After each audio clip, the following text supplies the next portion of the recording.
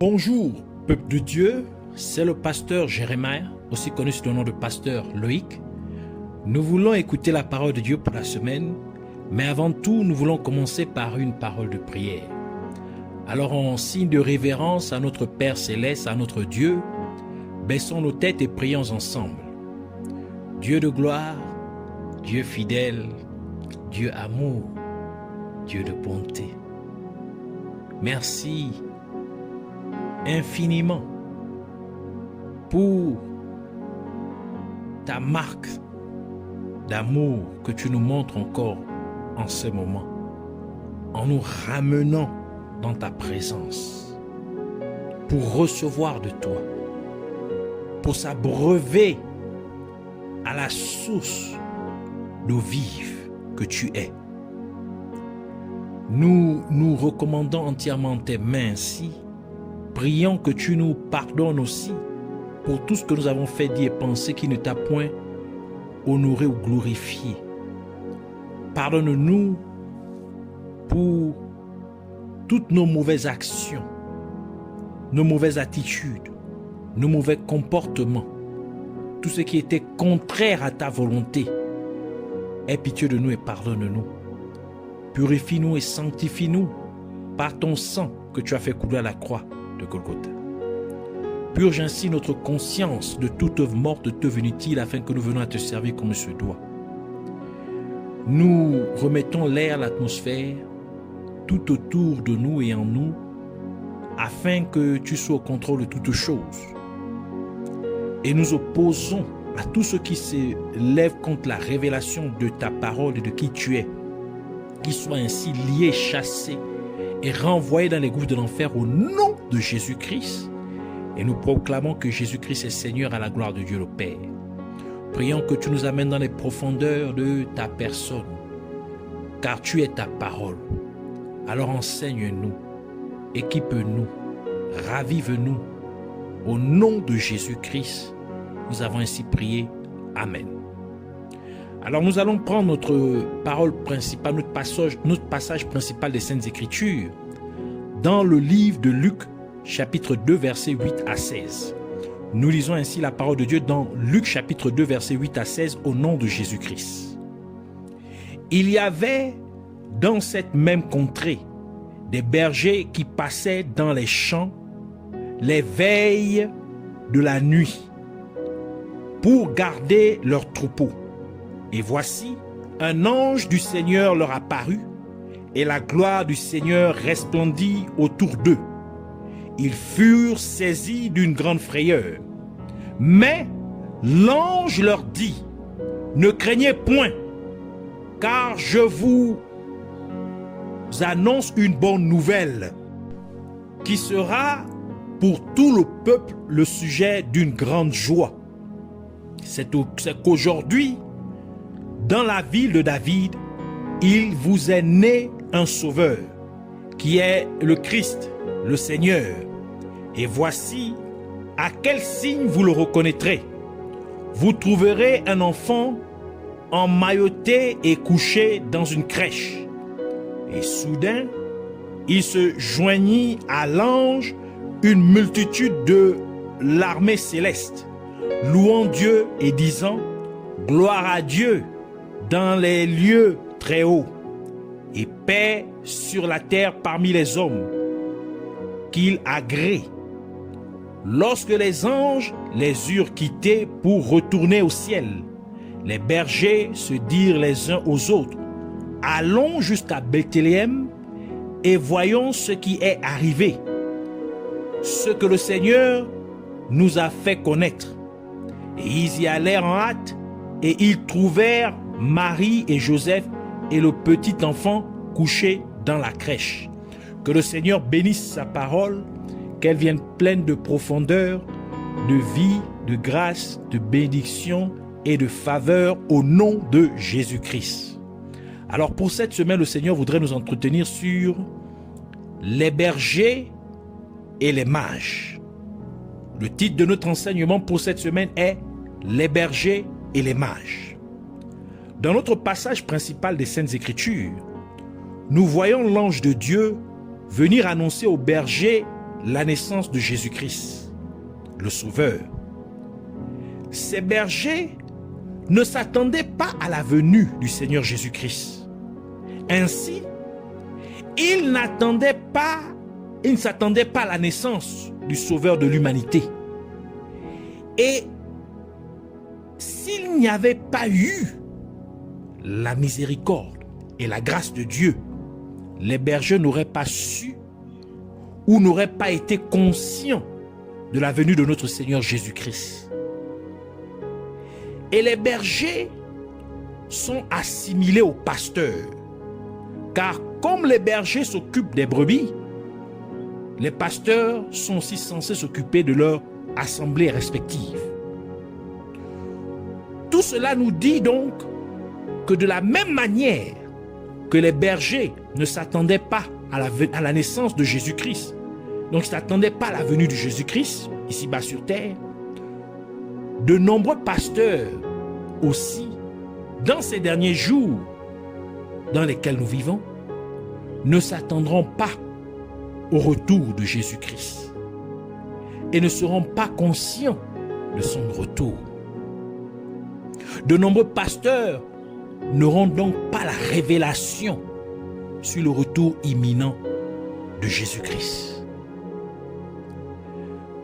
Contrairement aux bergers, le livre de Matthieu nous dit que les mages virent l'étoile de Jésus-Christ à sa naissance.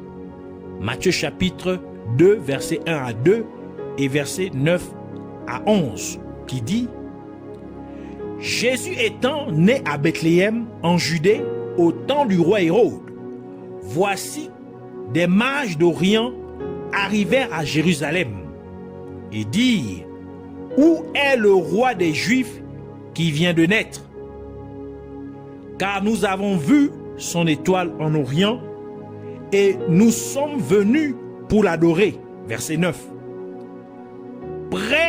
Après avoir entendu le roi, ils partirent et voici l'étoile qu'ils avaient vue en Orient marchait devant eux jusqu'à ce qu'étant arrivés au-dessus du lieu où était le petit enfant, elle s'arrêta. Quand ils aperçurent l'étoile, ils furent saisis d'une très grande joie. Ils entrèrent dans la maison, virent le petit enfant avec Marie, sa mère, se prosternèrent et l'adorèrent. Ils ouvrirent ensuite leur trésor et lui offrirent en présent de l'or, de l'encens et de la myrrhe. Donc, le fait que les mages avaient vu l'étoile de Jésus à sa naissance, c'est une indication qu'ils s'attendaient à la venue de Jésus-Christ, parce qu'ils observaient attentivement le ciel, comme s'ils cherchaient quelque chose en particulier. Et ces mages étaient des non-juifs, ce qui signifie qu'ils représentent des incroyants, donc des non-croyants. Et pourtant, ils ont quitté leur lointain pays pour venir à Bethléem adorer Jésus-Christ. Ceci nous révèle ainsi que certains incroyants s'attendraient au retour de Jésus-Christ dans ces derniers jours. Certains observent profondément les temps dans lesquels nous vivons et ils s'attendent à ce que quelque chose de très important se produise. Et ainsi, beaucoup d'entre eux croiront en Dieu dans ces derniers jours. Donc beaucoup de non-croyants vont donner leur vie à Jésus-Christ dans ces derniers jours. Un autre élément qui nous confirme que les bergers ne s'attendaient pas à la venue du Sauveur Jésus-Christ, c'est le fait qu'ils ne sont venus à Jésus-Christ qu'avec leur bâton de berger à la main. Et sachant que la verge ou le bâton est une représentation du ministère, Et comme le ministère est un symbole de pouvoir, de puissance, cela implique donc que dans ces derniers jours, les pasteurs ne se serviront, ils ne se serviront que de leur ministère que pour manifester la puissance. Ils utiliseront leur ministère pour démontrer leur puissance. Mais ils n'auront pas la révélation de la parole de Dieu concernant la personne de Jésus-Christ, ni concernant son imminent retour. En d'autres termes, les pasteurs dans ces derniers jours, ils vont faire beaucoup de soi-disant miracles, de soi-disant choses qui sortent du commun. Mais ils n'auront pas la révélation de la personne de Jésus-Christ, ni du retour imminent de Jésus-Christ. Les pasteurs présenteront donc à leur congrégation une démonstration de puissance, mais ils ne prépareront pas leur congrégation à l'enlèvement. Ils ne présenteront pas Jésus-Christ à leur congrégation. Contrairement aux bergers, les mages sont venus voir Jésus-Christ avec des dons.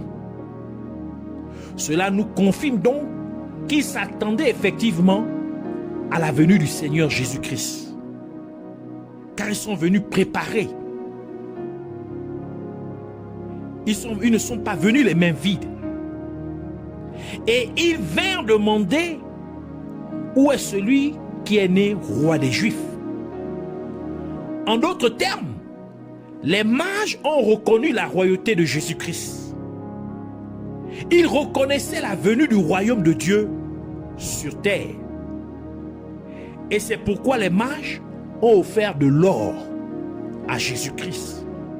Car l'or est un symbole de royauté. Car l'or est considéré comme le roi des métaux. Par conséquent, cela nous dit que Dieu élève en ces derniers jours une nouvelle génération de croyants qui reconnaîtront son royaume et le présenteront au reste du monde. Une nouvelle génération de croyants qui prêcheront et enseigneront aux gens le royaume de Dieu, afin que le cœur du peuple soit fixé sur les choses du royaume de Dieu et non sur les choses de ce monde, comme le déclare la parole de Dieu dans Colossiens chapitre 3 verset 2 qui dit: affectionnez-vous aux choses d'en haut et non à celles qui sont sur la terre. Et le livre de Philippiens le confirme en disant, dans Philippiens chapitre 3 verset 20, mais notre cité est dans les cieux, d'où nous attendons aussi comme sauveur le Seigneur Jésus-Christ. Donc parce que notre cité est céleste, ainsi nous attendons le retour de notre Seigneur Jésus-Christ. Et c'est pourquoi, lorsque Jean-Baptiste a commencé son ministère, étant le dernier prophète de l'Ancien Testament, il a présenté le royaume de Dieu au peuple en disant, dans Matthieu chapitre 3, verset 1 à 2, « En ces temps-là parut Jean-Baptiste, prêchant dans le désert de Judée. Il disait, « Répentez-vous, car le royaume des cieux est proche. » Donc il a présenté le royaume de Dieu au peuple.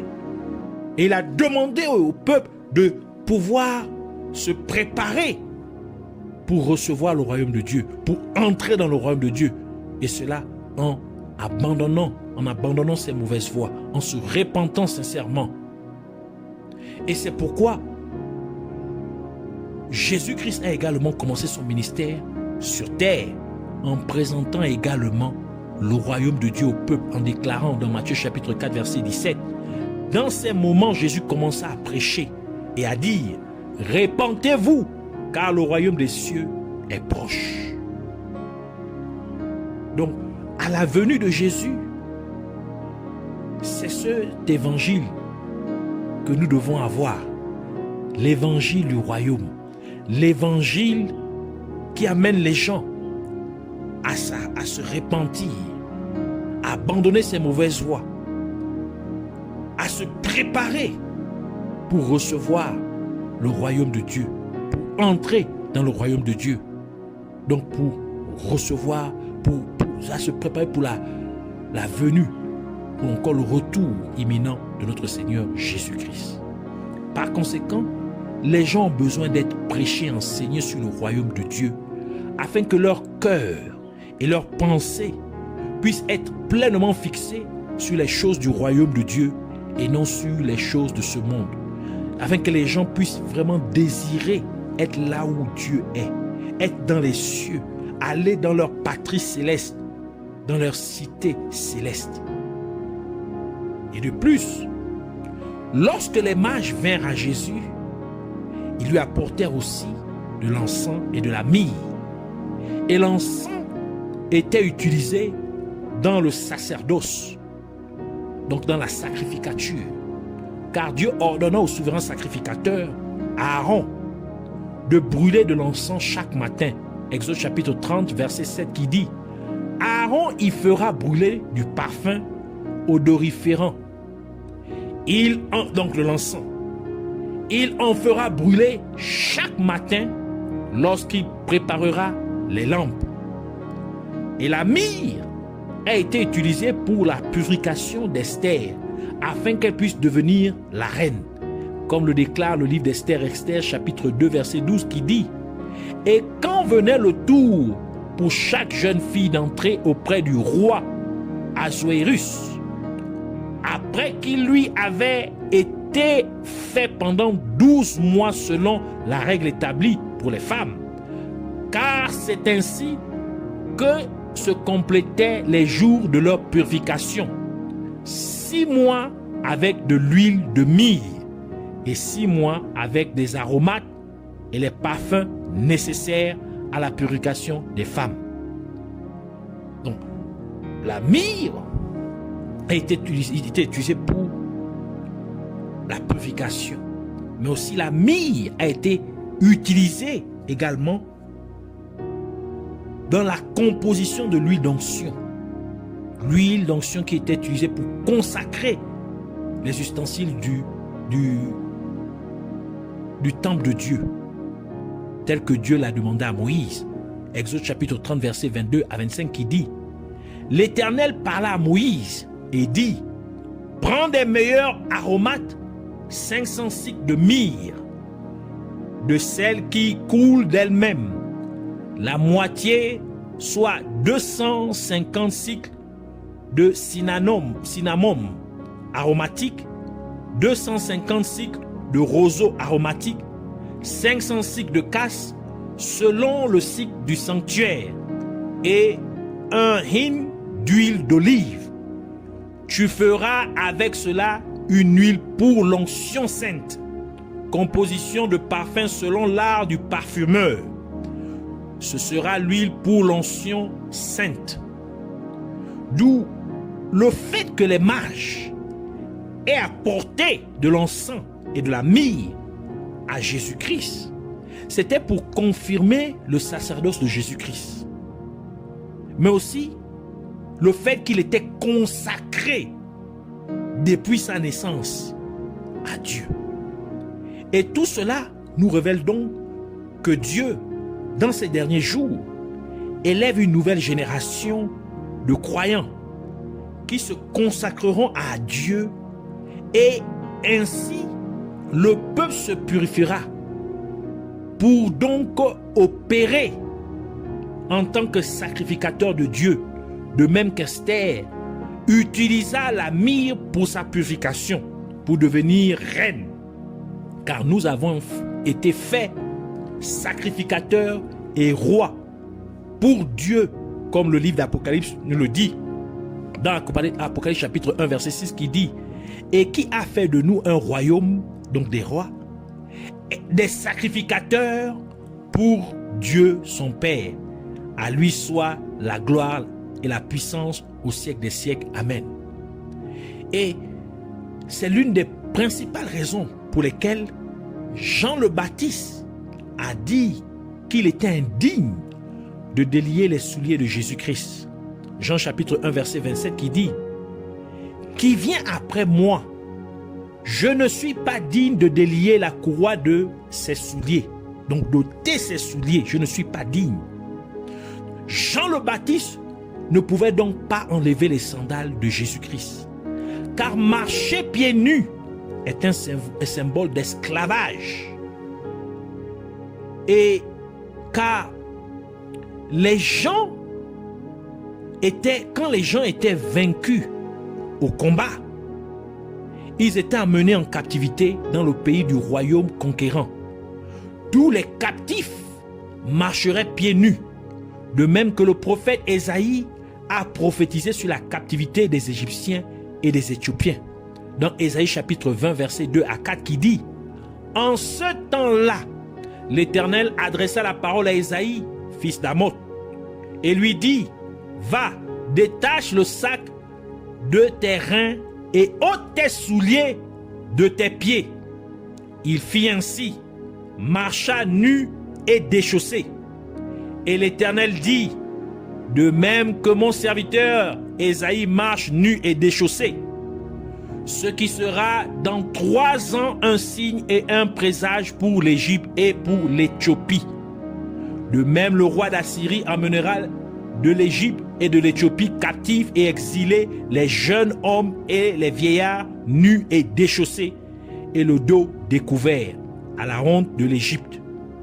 Ainsi, parce que Jésus-Christ était le souverain sacrificateur de Dieu dans le sanctuaire céleste et étant aussi le roi des rois, c'est-à-dire qu'il est le roi conquérant, il ne peut donc pas marcher pieds nus car il n'est pas un esclave et il a dû entrer dans le temple céleste de Dieu pour offrir un sacrifice à Dieu le Père, car il est le souverain sacrificateur de Dieu.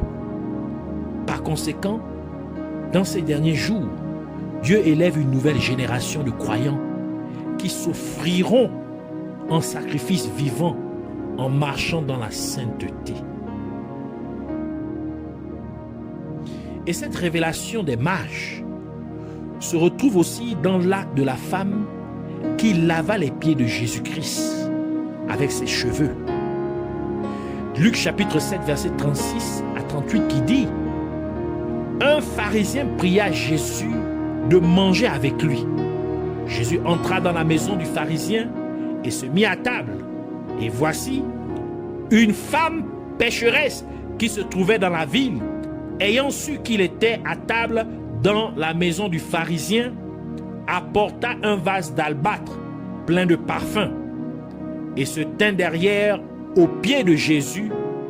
Elle pleurait et bientôt elle lui mouilla les pieds de ses larmes, puis les essuya avec ses cheveux, les baisa et les oignit de parfum.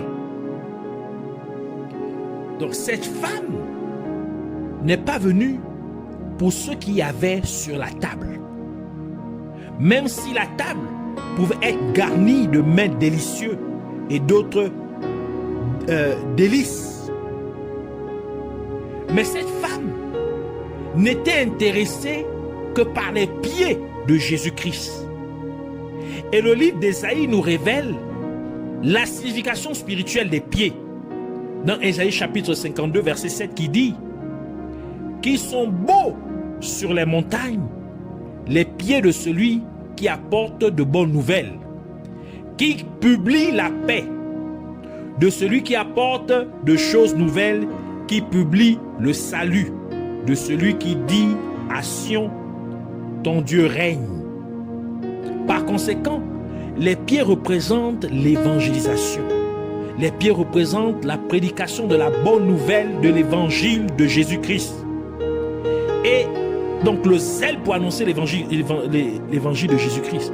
Et sachant que la femme représente l'Église, cela implique que Dieu lève en ces derniers temps, en ces derniers jours, une Église qui se préoccupera de prêcher la bonne nouvelle de la parole de Dieu aux gens.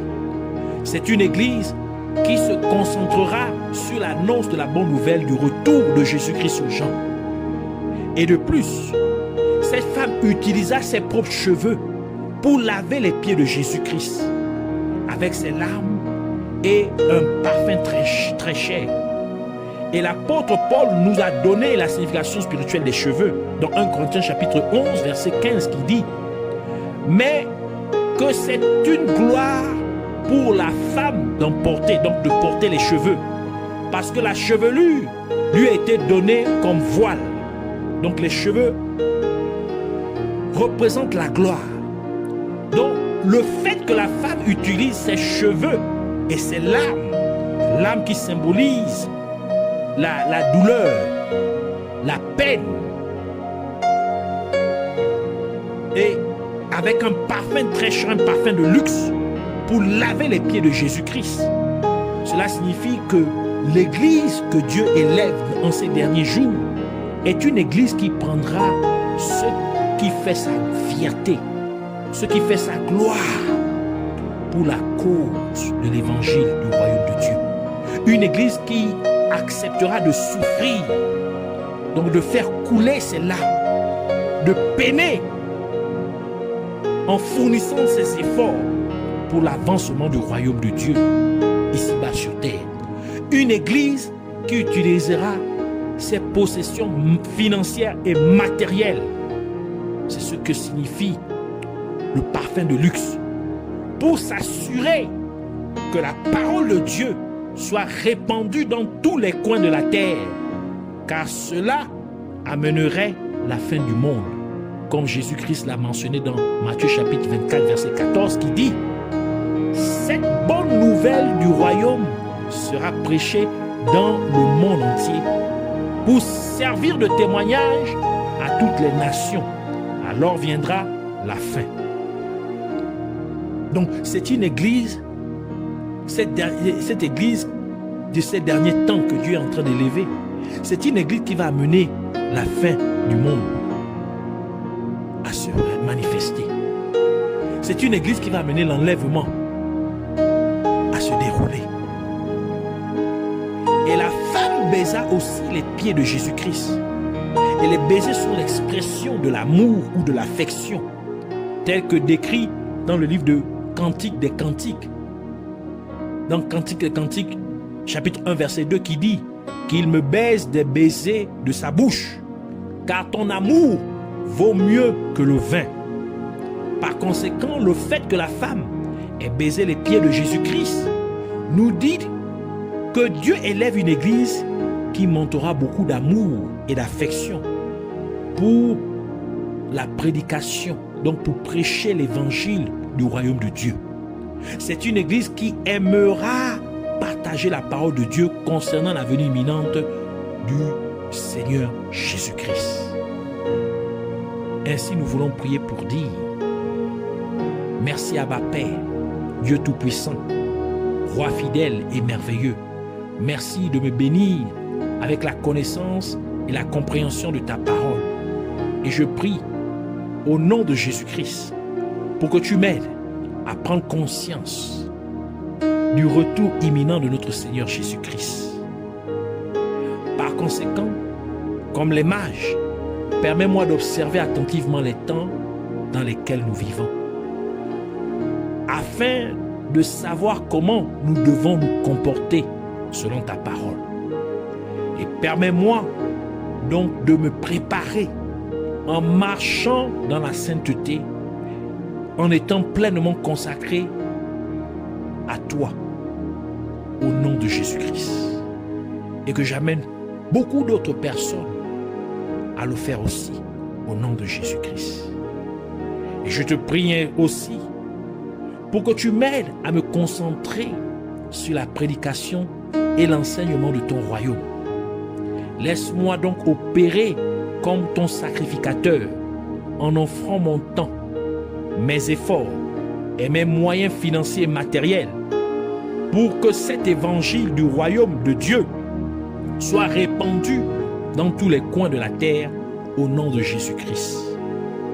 Je te remercie, Père Céleste, de m'avoir amené à faire partie de cette nouvelle génération de croyants que tu élèves pour ces derniers jours. Merci de m'avoir amené à faire partie de l'Église que tu élèves pour la mission du retour imminent de Jésus-Christ. Puisses-tu ainsi être élevé pour toujours et à jamais, au nom de Jésus-Christ. Amen.